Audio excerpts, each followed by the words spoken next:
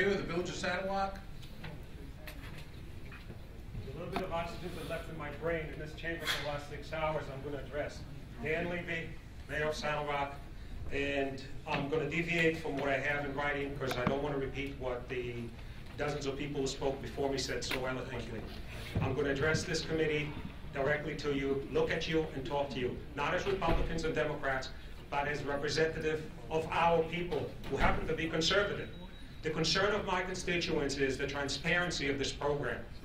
Mr. Maragos talked to us 2 weeks ago in the Great Neck Village Official Association and told us point blank, 6th Precinct is not going to be closed down. 3 days later, I had to read it in Newsday. That's disgraceful. I couldn't find out anything about this plan until this morning, 3 hours ago. As a mayor, don't you think the executive office should have communicated with us? And when I called the executive office, when I first found out about this plan, they told me it's party politics. Well, frankly, the party politics I see playing is right here. It's not in the county executive, it's not in my residence, it's right here. And my concern is that you guys are going to vote according to party politics and not according to your heart and what's right. The problem you have...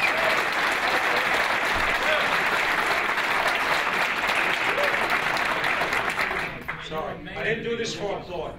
The problem I have is I can't fathom and I can't follow the numbers, and believe me, I'm an MD, I've done many, many studies in my life. I tried to figure out the numbers, and you know what? Whichever way you slice and dice them, the bottom line is you're going to have half the precincts, and they're going to be twice as far where we are now. And in the end, when my crossing guard in Saddlewalk School is not going to show up at 12 o'clock, somebody's going to have to be woken up in the 3rd precinct to replace her. And you know what? By the time that person gets there, the kids are going to be home.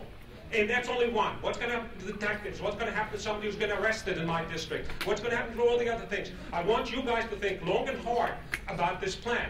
Now, truthfully, if this is about saving $20 million, we've got plenty of other places to look for it. Maragos told us there's $60 million in overtime.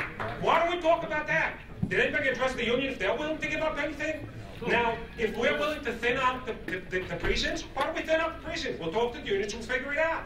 But closing out precincts is not an answer. Certainly not before we discussed it with the residents who vote for all of us and all of you.